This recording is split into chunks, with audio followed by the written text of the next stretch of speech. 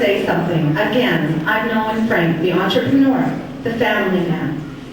And I've seen him grow in politics. And I've seen him stand there when he said he's transport minister, and he wasn't even brought in meetings that bureaucrats were running. That's not the way it's supposed to work. Ethics, I believe in this guy. Trustworthy, I believe in this guy. And that's why I'm saying that we all should give him the shot on September the 18th. It's your vote, it's an important vote. And also tonight, to make this happen, we all know that we can support him morally, but we also have to support him financially. And you know, I don't want tax dollars going to pay for campaigns. I think we pay enough in that. I think it's time that if we dig in and we make this happen for him, I think you're going to be well served. Anyway, before I go on and on, I'm supposed to be brief. I better pass this over to Frank Klees, the next Premier of Ontario.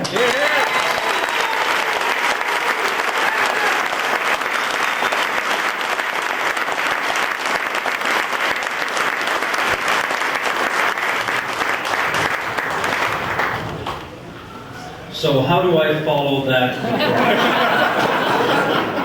Thanks a lot, Linda, for making it really, really tough on me.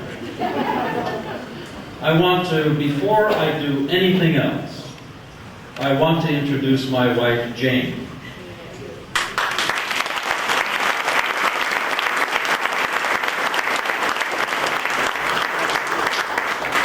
The reason I wanted to introduce Jane first is that sometimes I forget.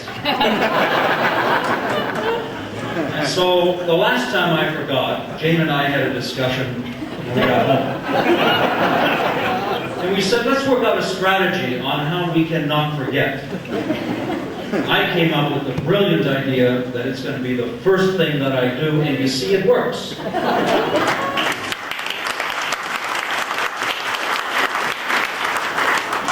Another reason I wanted to do that is that Jane is an incredible supporter.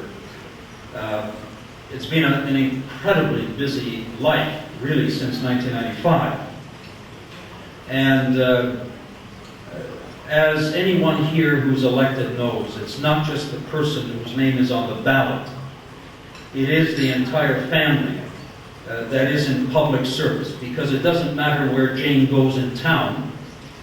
Someone comes up to her and says, "Aren't you Jane? I saw your picture in the paper."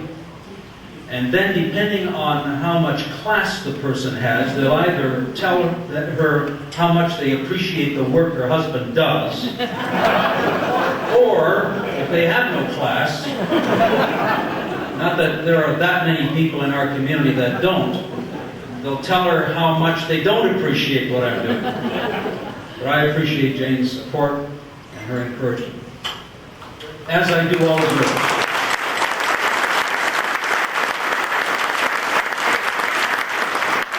As I do all of yours. And Your Worship, I want to thank you for, where are you? Bill? He left. Back there, he's at the hors d'oeuvres. Bill, I want to thank you for your very kind introduction. And as Bill said, we do have a history, and you know, we didn't always agree on everything. But I do believe that what we both do is we want to put the people we serve first. And so it's important that we have good debate, and it's important that we have good discussion, and frankly, it's important that we have disagreements. Because as we do that, better ideas are built. And as long as we do it with class, as long as we do it with respect, and that's what I so much appreciate about Bill and the good work that he's done in the town of Richmond Hill. And I consider him not only a strong and responsible mayor, but a very good friend. And I thank you, Bill, for the good work that you do.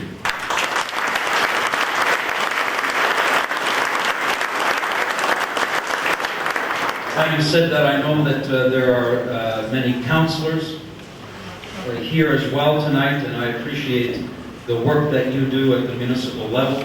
Bill and I are working on this concept about creating one town, but we're not going to get into details on that. There's a nervousness that I just felt coming from many corners. Linda Leatherdale what can I say other than I thank you for being here, and as a journalist, as someone who is highly regarded and highly respected. Folks, it's not every day that you have someone stand up with the position that Linda has and is actually willing to provide an endorsement for a politician.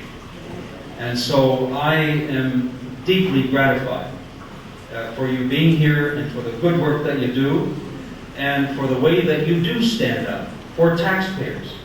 And in that sense, we have bonded over the years because we both are essentially doing public service by being willing to take on a system that everyone else seems to simply accept, that government should tax you, that government should ignore you, that government should be your master rather than your servant.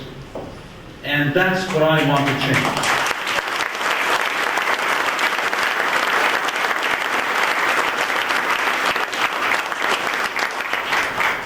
I've been privileged to serve our party for some 30 years in many capacities. Many of you know the first time I ran for public office, I was 24 years old. And I ran in southwestern Ontario, a very rural part of our province. Ran again in 1975. I didn't win in those elections, but I never refer to it as losing because I don't believe that anybody who ever runs for public office ever loses. Because it's an experience through which you grow, and it's an experience through which, even in not winning, you serve the people in your community. I stayed involved over the years in our party. I served as policy chair and worked very hard within our party to ensure that grassroots people, people like you, the hardworking people of Ontario, have an opportunity to help us develop practical policies. And I'm very proud of the Common Sense Revolution platform that, as policy chair, I had an opportunity to provide guidance in its development that won the hearts and minds of people in Ontario in 1995. And as Linda said, do you remember what Ontario was like in 1994 when Bob Rae was the Premier? Do you remember it? And you don't have good memories. They weren't sweet. And the problem that we have, folks, is that one of the best blessings that God has given us has become one of our curses. And that is the ability to forget bad things. That's the ability to forget bad things.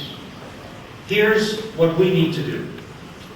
Folks, I'm seeking the leadership of our party because I want to change the way government is misfunctioning today.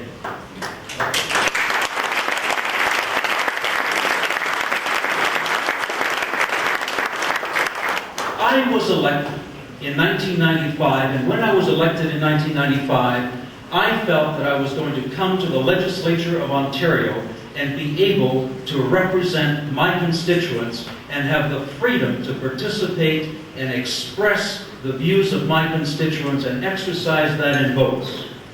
Guess what? I got there and I soon found out that there's a system at work in our democratic system that isn't quite so democratic.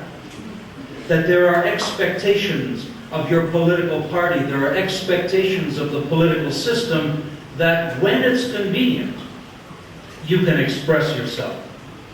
But in most cases, you're required to toe the line. I want to change that.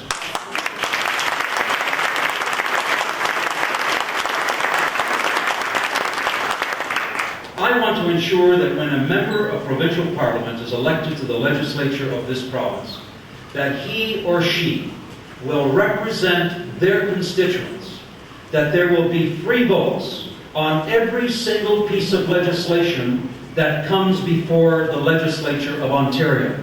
Every single one. Now there are some of you who say you can't do that, Frank. Because at least on money bills, on budget bills, you must have a whipped vote. And I say to you, no. You heard me correctly. Every single vote in the legislature should be free, because if you don't have the support of your own caucus, then change the legislation.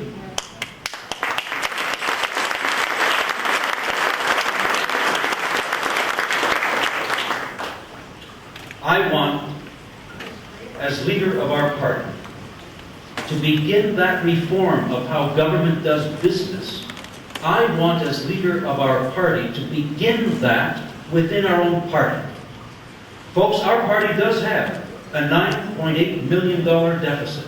It's a debt. It's a debt that our party has created over the last number of years. You know what? I, as a cabinet minister, knew nothing about that. I was talking to the treasurer of our party, the elected treasurer of our party, who said she knew nothing about the $9.8 million debt incurred by our party. Shameful. We will introduce and pass constitutional amendments within our own party that will make our party accountable and our process of doing business transparent, so that you, the elected members, are the ones who expect accountability. We're going to stop the practice of a small group of unelected, unaccountable backroom advisors running the affairs of our party.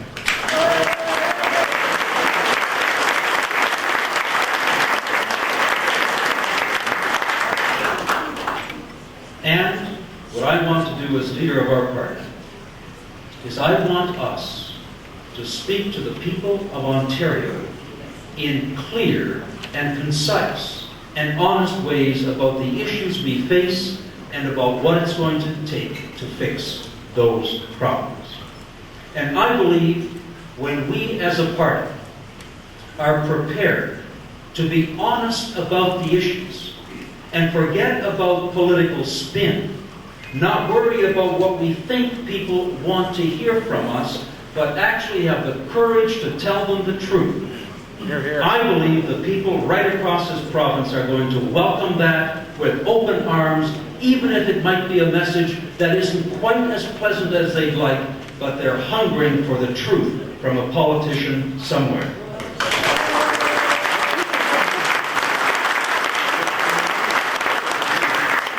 And that's why when I launched my campaign a few weeks ago, I spoke about health care as the most important issue on the minds of Ontarians today, and I spoke about how I believe we as a political party have to deal with that issue. And I wanted it to be an example of how I want to deal with every single public policy issue that we face in our province. And here it is. I've got 3 more minutes. I heard the comment about short speeches. Here's how I believe we have to deal with health care. We have to, first of all, understand, folks, that while we do have excellent health care, there are many people in our province today and every single day, literally thousands of people in every community who are on waiting lists, waiting to find out what is happening in their bodies, waiting for a treatment in anxiety. And when you are committing $29.4 billion a year, almost half of the entire provincial budget, to health care, that is unacceptable. We can do better.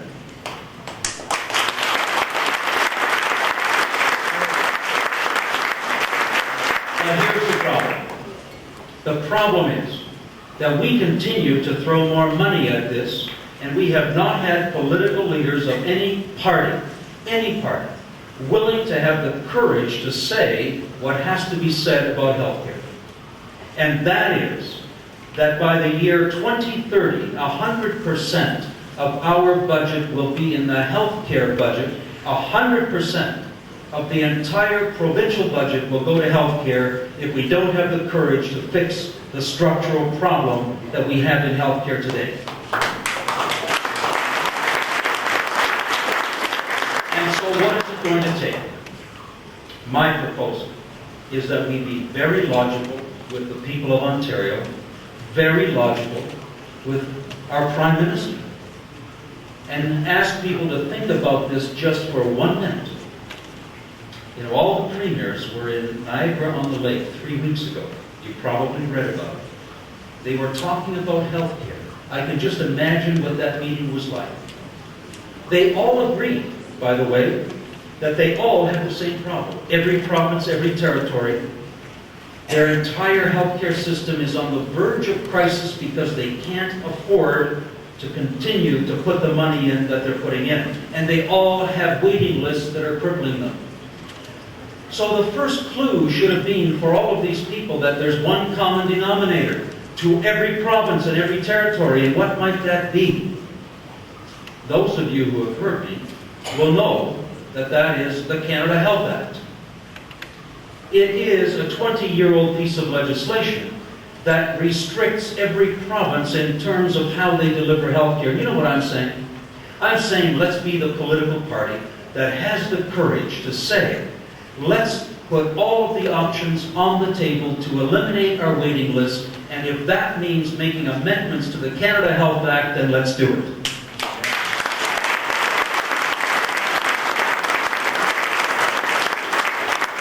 But there isn't a politician, there isn't a leader in this country that has been prepared to actually say that. I'm saying it. And you know what? We're getting a lot of attention.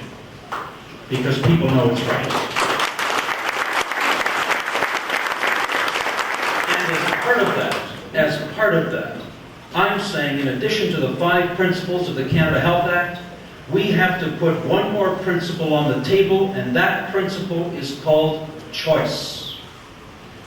Can you imagine what would happen if you really had choice in how you access your health care in this province? And now, my friends, my colleagues who are in this race with me, both Mr. Tory and Mr. Flaherty differ with me on this issue. They disagree. They've taken the position that the Canada Health Act must be defended, and they've also taken the position that no citizen in this province should have the freedom of choice, if they choose to do so, to purchase health care on their own, if that's what they want to do.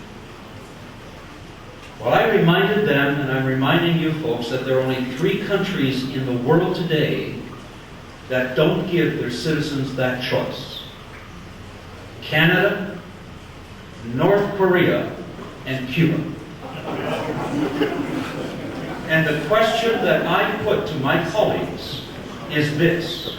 I can understand Paul Martin, and I can understand Dalton McGuinty not wanting our citizens to have that choice. I don't understand my colleagues, conservatives, not wanting our citizens to have that choice. I'm prepared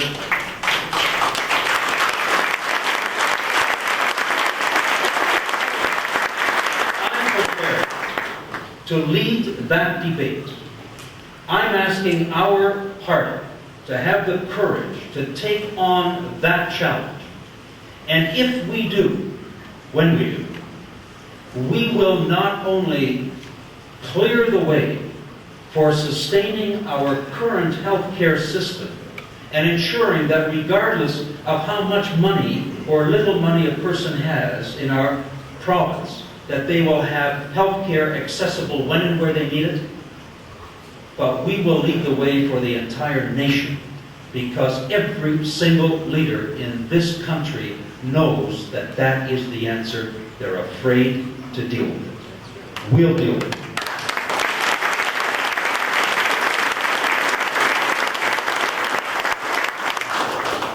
And that's the nature of the kind of approach that I want to take to leadership within our party, within our province. It's a matter of speaking the truth. It's a matter of dealing with issues in a straightforward manner and simply being willing to be the servant of the people who elect us. That's what I want to bring to our party. And if you agree with me, obviously you must agree with something I say or you wouldn't be here. I'm asking you for your help over the next 2 weeks. We have a few days. It's been a great campaign. I want to share this with you. We have momentum happening every day. It doesn't matter what part of this province I'm in. Some of you are following my agenda on the email. And you know that we are crisscrossing this province every day. We have strong support in every part of this province, and it's growing by the day. We have people coming to us from the other camps. We have an individual now working at our headquarters who was on staff with one of the other candidates, and he came across and said, "Frank, what you're saying is the message that is right for Ontario. I want to join your team." We're having that kind of commitment being made every single day by people right across this province. We're attracting people because of a message of integrity and a message of being willing to deal in a straightforward manner with people in this province. So between now and the 18th of September, here's my job. I have to get in front of as many voters, those people who have their membership, as I possibly can. I have to communicate this, but I can't do that with 50,000 people. So we have to do some things within our campaign to get the message out. We have to send out material, we have to do mailings, we have to make phone calls. I need your help. If you've got some time, I need your help. Please call our campaign and say, "I've got an hour, I've got 2 hours, I'm willing to call people, I'm willing to call people within our community." If you have the ability to make a financial commitment, please do. And, you know, whether it's $1 or whether it's a little more than that, it will be helpful because it will allow us to get this message out. It's going to depend on democracy, as Linda said, is not cheap. And you know what? In order to make democracy work the way you expect it to and the way you want it to, not only for yourself, but for your kids and for future generations, it's the best investment that you will ever make.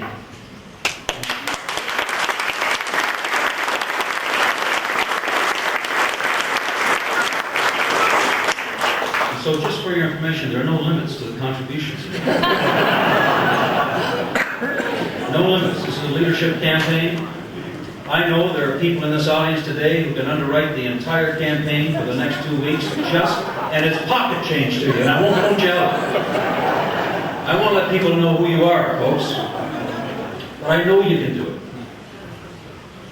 So I appeal to you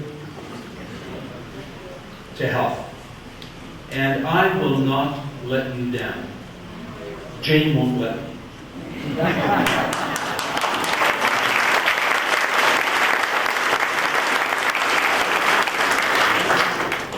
Thank you so much. I'm going to close now with just one sentence, maybe two. 2 sentences, I promise. Really, this is it. But the reason I'm going to do this is because Linda made reference to something that I think is grating so many of us, and that is we say, who really is in control of government? Who really is in control of government? I'm running for the leadership, folks, because I found out who controls government. And it's not your elected members. It is unelected people. And I made reference to the fact that we're going to get rid of the advisors in the back room. Those people will not be.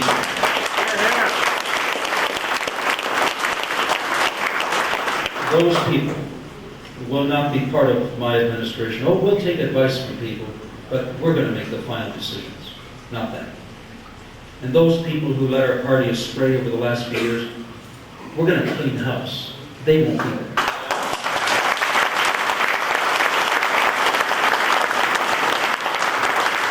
And that's at the political level.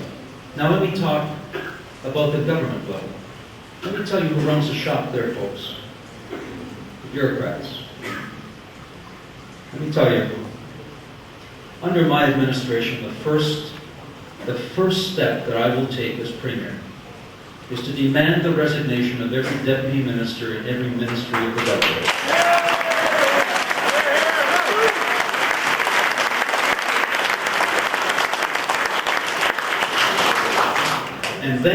going to re-interview them. But you know who's going to re-interview them? The Minister and the Premier.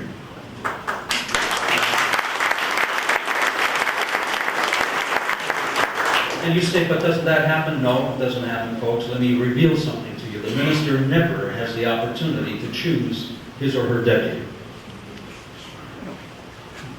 We're going to change that too.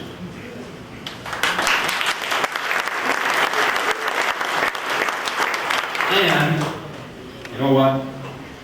If those deputies aren't committed to the agenda with which we were elected, I'm happy to pay their severance because it'll be the best investment our government will make.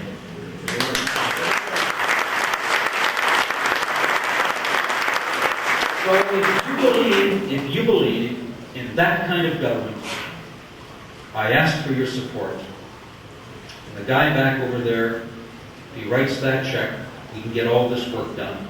Now, see, he's not making eye contact with me. Thank you very much. I appreciate it.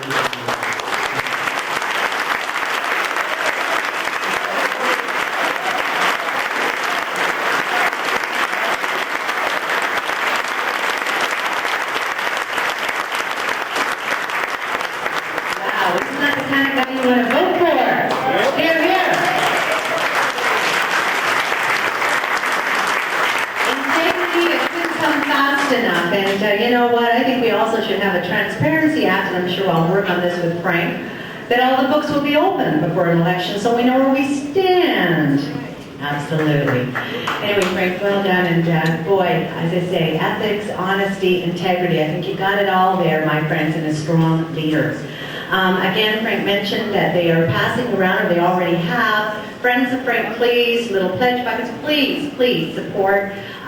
There's also a bucket at the desk on the way out. Any support would be greatly, greatly appreciated. And coming to think of, you know, where the other leaders stand, just to let you know, for my readers, I've asked some key questions on some key points. We're going to be publishing them in the Toronto Sun when I get, hey, I'm on vacation right now. You know, that's how much I love Frank. I'm here on vacation. It's my husband's birthday. We got home, here's delivering a fridge stove. And you know what else ticks me off? They took away the energy efficiency PST rebate. But I got mine on time. Anyway, again, I'm asking for your support on this. We're going to have some entertainment. Please stay around. Talk to Frank, talk to Jane, talk to the Friends of Frank Klees, and do give your support. And